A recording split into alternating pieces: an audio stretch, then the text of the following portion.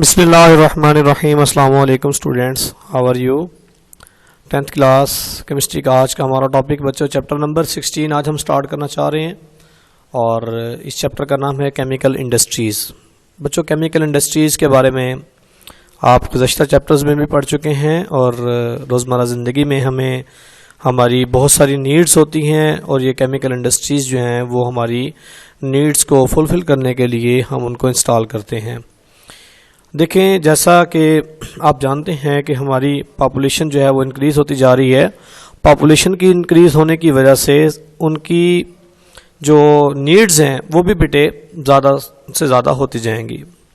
अब उन नीड्स को फुलफ़िल करने के लिए गवर्नमेंट क्या करती है कि डिफरेंट प्लेसेस पर इंडस्ट्रीज़ को इंस्टॉल करवाती है और वो इंडस्ट्रियाँ जो है बहुत सारी यूज़फुल प्रोडक्ट्स को हमारी नीड्स को फुलफ़िल करने के लिए बनाती हैं। फॉर एग्ज़ाम्पल, अगर हमने क्लोथ्स पहनने हैं, अगर हमें कपड़े पहनने हैं तो हमें जो है ना टेक्सटाइल इंडस्ट्री इंस्टॉल करनी पड़ेगी। रहने के लिए अगर हमने जगह बनानी है तो हमें सीमेंट इंडस्ट्री इंस्टॉल करनी पड़ेगी सीमेंट वगैरह बनाने के लिए, ठीक है। इसी तरीके से अगर हमारे खाने पीने की अशिया के बारे में अगर हम देखें तो हमें जो है वो ऑयल इंडस्ट्री अलग से इंस्टॉल करनी पड़ेगी और इसके अलावा शुगर इंडस्ट्री इंस्टॉल करनी पड़ेगी। मतलब कि बहुत सारी इंडस्ट्रीज़ जो हैं वो हमारी नीड्स को फुलफ़िल करने के लिए हम इंस्टॉल करते हैं, ठीक है।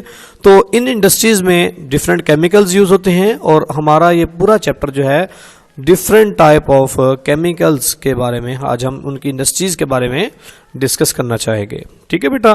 तो let's start our topic from the basic metallurgical operation। जी बेटे, सबसे पहला हमारा जो टॉपिक है 16.1 वो है बेटे बेसिक मेटलर्जिकल ऑपरेशन।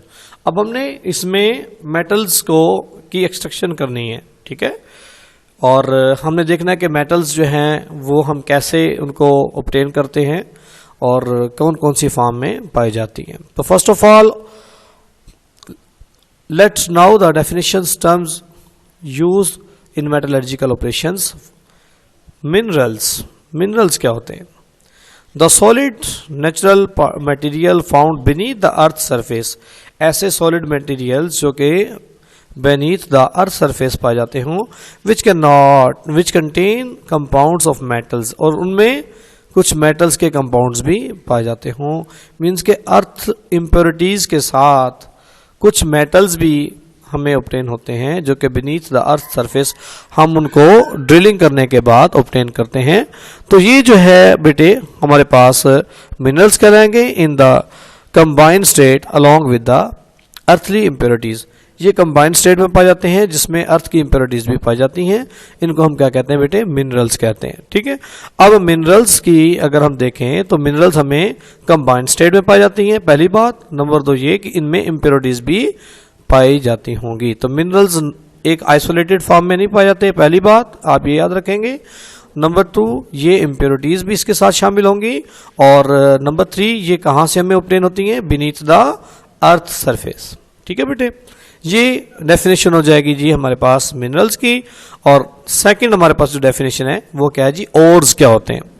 ओर्स क्या है? Those minerals from which the metals are extracted commercially at comparatively low cost with minimum effort is called ores of the metals.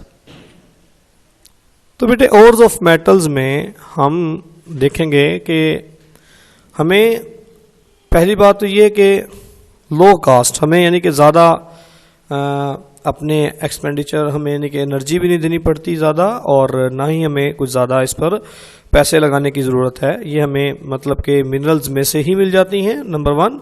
और नंबर 2 हमें कुछ ज़्यादा एफर्ट भी नहीं करनी पड़ती। तो मिनरल से ही निकाले जाने वाली जो चीज़ें हैं वो सारी की सारी क्या कहलाती हैं? ओर्स कहलाती हैं। लेकिन इसमें 2 चीज़ों का आपने ख्याल रखना है कि ओर्स में और मिनरल्स में बेसिक डिफरेंस क्या है, ठीक है। अब ओर्स जो हैं, पहली बात तो ये है कि वो मिनरल्स से ऑब्टेन की जाती हैं, एक्सट्रैक्टेड की जाती हैं कमर्शियली, और इसके अलावा हम इसको जब ऑब्टेन कर रहे होते हैं तो लो कास्ट, मतलब कि इसमें हमें ज़्यादा पैसे लगाने नहीं पड़ते। और इसके बाद हमारे पास जो है मिनिमम एफर्ट, हम थोड़ी सी एफर्ट के साथ हम इसको ऑब्टेन कर सकते हैं। For example the ores of copper, copper की अब एक और है, ये आपको शॉर्ट क्वेश्चन में पूछ ली जाती है। कॉपर ग्लैंस इसे कहते हैं Cu2S, ठीक है। और इसके बाद चाल्कोपेलाइड है, इसका नाम है CuFeS2, ठीक है बेटे। ये MCQs में सम टाइम आपसे पूछ ली जाती है। तो ये दोनों चीज़ें क्या हैं बेटे, मिनरल ओर्स हैं, ठीक है। और आप देख रहे हैं कि इसमें हमारे पास ये मिनरल से ही मिलकर बनाई जाती हैं।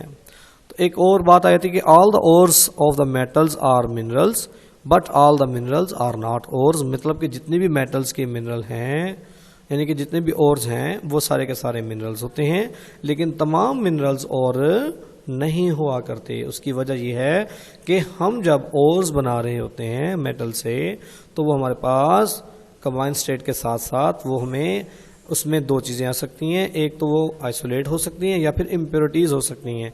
लेकिन ओर्स के अंदर वो इम्प्योरिटी नहीं, बल्कि वो एक कंबाइंड स्टेट में हमारे पास दो या दो से ज़्यादा क्या आ सकती हैं बेटे, मेटल्स। हम उनको मेटल्स होंगी और एक उनके साथ कोई भी नॉन मेटल भी शामिल होगी। जैसा कि आप चाल्कोपेलाइड में देख रहे हैं, ये कॉपर भी हमारे पास मेटल है, आयरन भी मेटल है, लेकिन साथ उसके पास हमारे पास जो नॉन मेटल है वो सल्फर है, ठीक है।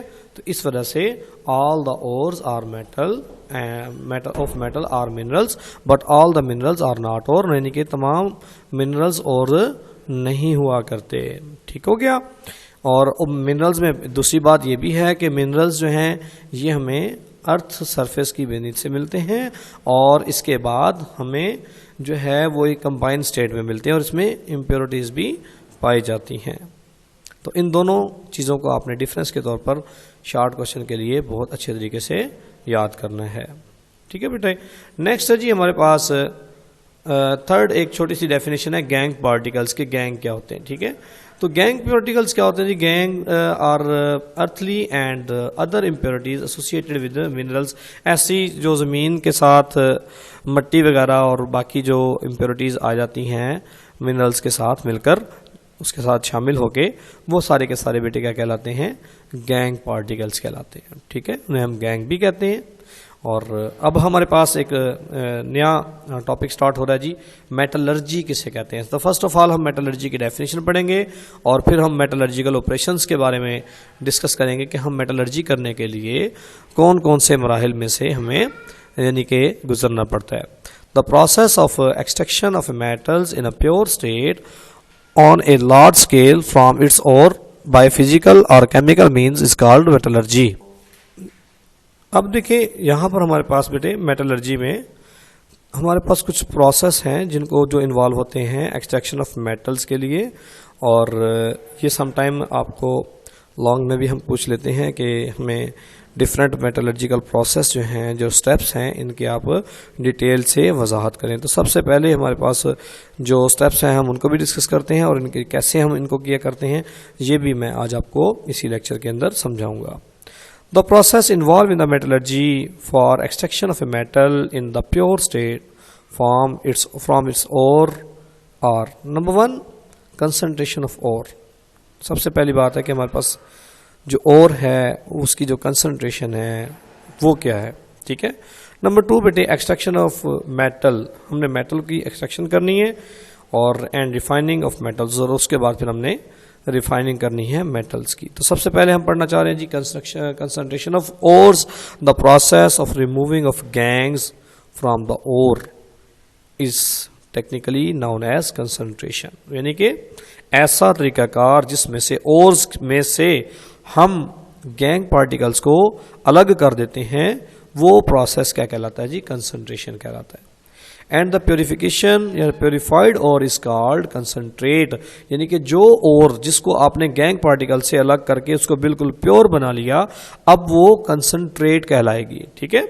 The concentration of crushed ore is carried out by the following methods. Number 1 gravity separation method. सबसे पहला जो मेथड है वो हम पढ़ना चाह रहे हैं जी, gravity separation method. Gravity separation method is based on the difference in industries of the metallic ore and gang particles.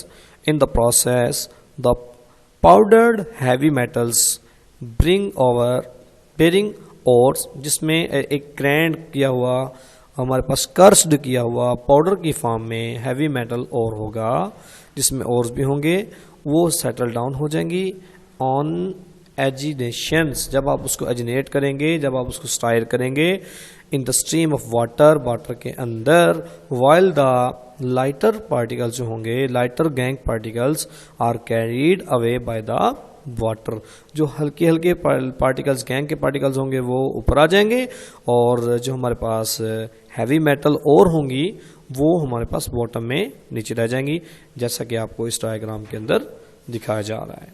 ठीक है, अब ये देखें डायग्राम के ज़रिए से हमारे पास एक टैंक होगा। ये टैंक जो है ये बेटे ग्लास, वुड और सीमेंट वगैरह का बना हुआ हो सकता है। इसके अंदर आपने कर्स्ड ओर को पाउडर फॉर्म में इसके अंदर डाल देना है। ठीक है, जब आप उसके अंदर गैंग पार्टिकल्स भी मौजूद हैं और अब आप उसको प्योरीफाई करना चाह रहे हैं, इसके अंदर आपने वाटर डालना है और वाटर को आपने इस पाइप के ज़रिए से इसके अंदर इनलेट करना है।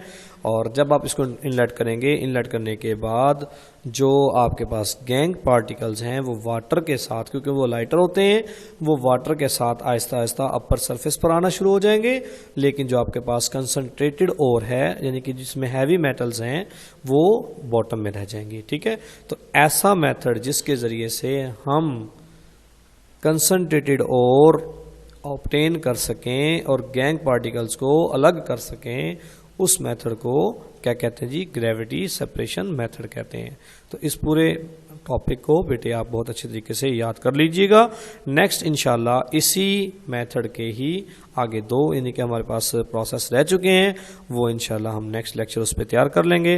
अपना ख्याल रखिएगा। अस्सलाम वालेकुम।